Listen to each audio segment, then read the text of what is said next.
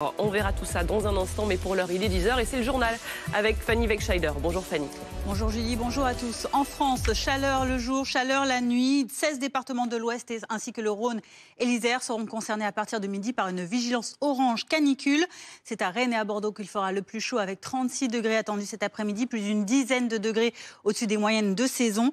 À La Rochelle, concernée donc par cette vigilance dans quelques heures, la semaine du nautisme tombe donc plutôt bien. Marie Roux, on vous retrouve sur place, puisque l'organisation a tout prévu pour l'événement. Oui, effectivement, juste pour vous donner une idée, il est 10h et on frôle déjà les 30 degrés ici à La Rochelle. Vous l'avez dit, cette vague de chaleur, elle tombe pendant la semaine du nautisme. Un événement qui réunit les passionnés de la mer. 80 000 visiteurs sont attendus. Alors il a fallu s'organiser. On est avec Patrice, l'organisateur. Qu'est-ce que vous avez mis en place ? Alors un dispositif sur la sécurité en général. Nous avons renforcé les équipes à terre et en mer. Et nous sommes dotés de matériel spécifique. On a équipé les accès aux bateaux de brumisateurs, ce qui permet de rafraîchir l'atmosphère autour. Et ces brumisateurs sont très efficaces parce qu'on sent une très nette baisse de la température qui était déjà très élevée ce matin. Nous avons aussi acquis 3000 bouteilles d'eau, des gobelets pour aller dans les différentes fontaines.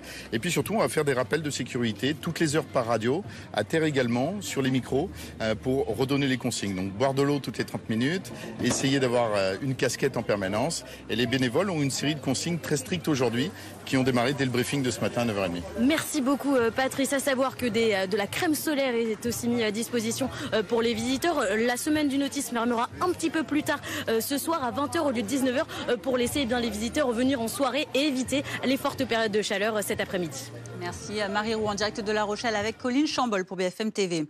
Un 8e enfant victime d'une intoxication alimentaire sévère. La préfecture de l'Aisne ajoute que l'origine des contaminations qui a coûté la vie à une enfant de 11 ans reste inconnue. Le club de gym où elle était inscrite a d'ailleurs ouvert une cagnotte en ligne en soutien à sa famille. Les 8 enfants touchés habitaient tous l'agglomération de Saint-Quentin, mais ils n'avaient pris aucun repas en commun. La piste de l'eau du robinet a pu être écartée. 40 ans après sa mort, peut-être du nouveau dans l'affaire du petit Grégory. Soupçonnée d'avoir écrit une lettre de revendication du crime, Jacqueline Jacob, la grand-tante du garçonnet, va être convoquée par la justice en vue d'une mise en examen pour association de malfaiteurs criminels. La justice s'est basée pour sa demande d'informations supplémentaires sur des expertises en stylométrie. C'est l'analyse de l'écriture. Présumée innocente, Jacqueline Jacob continue de clamer sa totale innocence. Le Conseil constitutionnel rejette 6 articles du projet de loi Attal sur le durcissement de la justice des mineurs délinquants, notamment celui sur l'inversion du principe de l'excuse de minorité. Gabriel Attal se félicite cependant de la validation d'un bloc particulièrement important concernant la responsabilité parentale. L'ancien Premier ministre qui planche d'ores et déjà sur l'écriture d'un nouveau texte. Et puis une pétition lycéenne contre l'épreuve de physique au bac. Nous avons travaillé avec rigueur. Pourtant, le jour de l'examen, nous avons été confrontés à un sujet disproportionné, dénonce un groupe de terminale. Plus de 16 000 personnes ont signé cette pétition adressée au ministère de l'Éducation nationale, y compris des professeurs.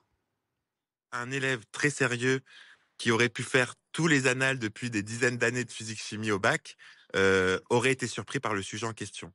Et il y avait un niveau en mathématiques qui était très élevé. Et c'est là aussi on peut se poser des questions parce que en terminale, tous les élèves qui font la spécialité physique-chimie ne font pas forcément la spécialité mathématiques. En tout cas, ce qu'il faut savoir, c'est que le barème sera revalorisé, toujours à l'avantage des élèves. Rien de grave, estime tout de même le ministère qui constate que sur la centaine de copies déjà corrigées, eh bien, le niveau de moyenne est presque identique à celui de l'année dernière. Merci beaucoup Fanny Wegscheider.